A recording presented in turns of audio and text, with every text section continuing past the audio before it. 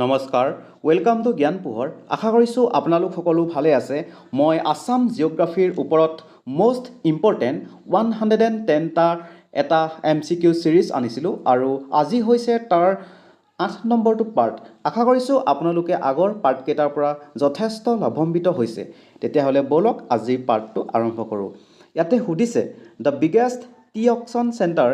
In Assam is located at গতিকে যিটো আটাইতকৈ ডাঙৰ টি অকশ্যন চেণ্টাৰ সেইটো অসমৰ ক'ত অৱস্থিত অপশ্যন এ দিয়া আছে গুৱাহাটী য়েছ গুৱাহাটীত আছে আৰু এই টি অকশ্যন চেণ্টাৰটো ইয়াতে এষ্টাব্লিছ কৰা হৈছিল কিমানত 1970 দেই আৰু এইটো হৈছে ৱৰ্ল্ড লাৰ্জেষ্ট অকশ্যন চেণ্টাৰ দেই অকশ্যন চেণ্টাৰ ফৰ CTC আৰু এই CTCৰ ফুল ফৰ্মটো হৈছে ক্ৰুজ টিয়াৰ এণ্ড কাৰ্ল এইটো অহা দেখা পোৱা যায় দেই এক্সামবিলাকত এতিয়া আহিছোঁ মই ইয়াৰ পিছৰ প্ৰশ্নটোলৈ ইয়াতে সুধিছে the Tocklai tea research institute the oldest in the world is in গতিকে এই যি টুকলাই টি ৰিচাৰ্চ ইনষ্টিটিউট যিটো আমাৰ পৃথিৱীৰ ভিতৰতে পুৰণি টি ৰিচাৰ্চ ইনষ্টিটিউট সেইটো ক'ত অৱস্থিত অপশ্যন এ দিয়া আছে শিৱসাগৰত নাই ডিব্ৰুগড়ত নাই অপশ্যন চি দিয়া আছে যোৰহাট য়েছ যোৰহাটত এই টি ৰিচাৰ্চ ইনষ্টিটিউটটো অৱস্থিত আৰু এইটো এষ্টাব্লিছ কৰা হৈছিল 1911ত দেই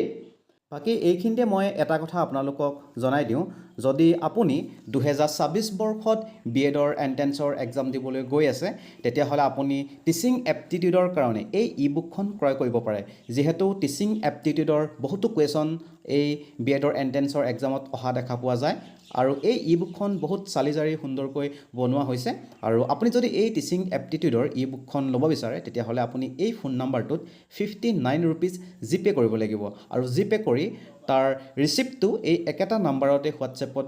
পঠাই দিব আৰু পঠাই দিয়া 24 ঘণ্টাৰ ভিতৰত আপুনি আপোনাৰ হোৱাটছএপত এই ই বুকখন লাভ কৰিব এতিয়া আহিছোঁ মই ইয়াৰ পিছৰ প্ৰশ্নটোলৈ ইয়াতে সুধিছে which district is the primary producer of the limestone in Assam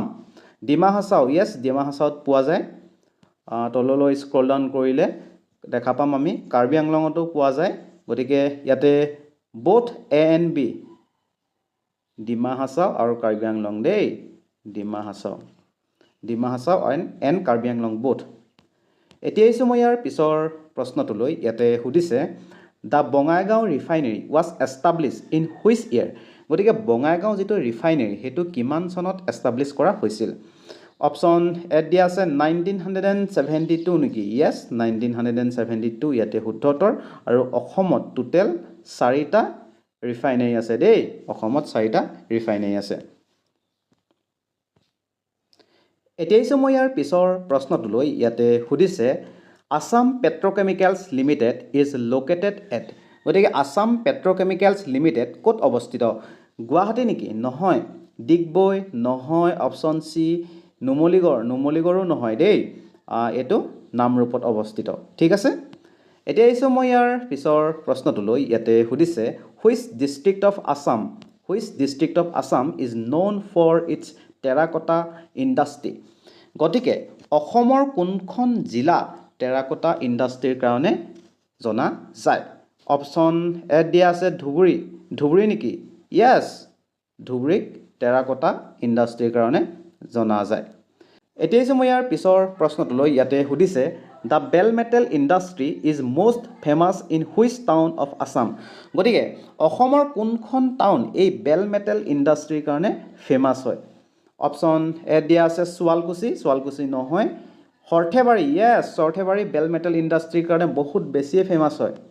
এতিয়া আহিছোঁ মই ইয়াৰ পিছৰ প্ৰশ্নটোলৈ ইয়াতে সুধিছে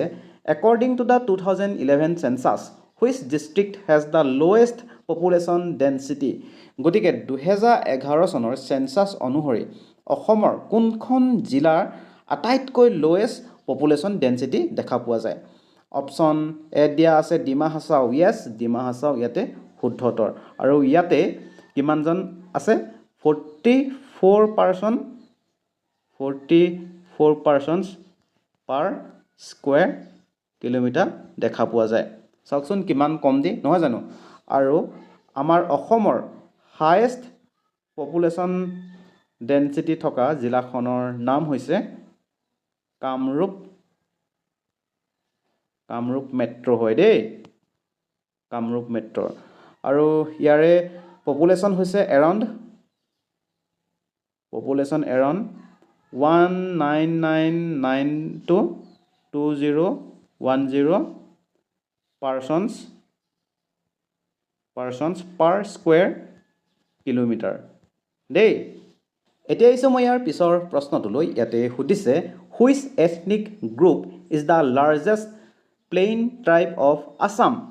অপশ্যন এ দি আছে ৰাভা নহয়, মিচিং নহয়, বড়ো ইয়াতে শুদ্ধ উত্তৰ দেই। এতিয়া আহিছোঁ মই ইয়াৰ পিছৰ প্ৰশ্নটোলৈ। ইয়াতে সুধিছে which district has the highest female লিটাৰেচি rate in Assam. গতিকে অসমৰ কোনখন ডিষ্ট্ৰিক্টৰ হায়েষ্ট ফিমেল লিটাৰেচি ৰেট পোৱা যায়? অপশ্যন এ দিয়া আছে কামৰূপ মেট্ৰ', য়েছ কামৰূপ মেট্ৰ'ত চবতকৈ বেছি ফিমেল লিটাৰেচি ৰেট দেখা পোৱা যায় অসমৰ জিলাসমূহৰ ভিতৰত দেই। আৰু অসমৰ যদি লিটাৰেচি ৰেটটো সোধে দেই, আছামৰ লিটাৰেচি ৰেটটো হৈছে 72.19। যদি অকল মেলৰ সোধে, বোলে মেলৰ লিটাৰেচি ৰেট কিমান একৰ্ডিং টু চেঞ্চাছ 2011, তেতিয়া হ'ব 77.85। আৰু অকল যদি ফিমেলৰ সোধে, তেতিয়াহ'লে হ'ব 66.27। ঠিক আছে, বাকী আজিলৈ ইমানেই। আপোনালোকে ভিডিঅ'টো চাই কেনেকুৱা পালে কমেণ্ট ছেকশ্যনত জনাবলৈ নাপাহৰিব। ভিডিঅ'টো ভাল পালে নিশ্চয়কৈ এটা লাইক কৰিব, আপোনালোকৰ বন্ধু বান্ধৱীসকলৰ লগত এটা শ্বেয়াৰ কৰি দিব। আৰু ইয়াৰে 3টা পাৰ্ট আহিব পৰৱৰ্তী সময়ত, আপোনালোকে যাতে সেই পাৰ্টকেইটা মিছ নকৰে তাৰ কাৰণে এই চেনেলটি ছাবস্ক্ৰাইব কৰি ল'ব।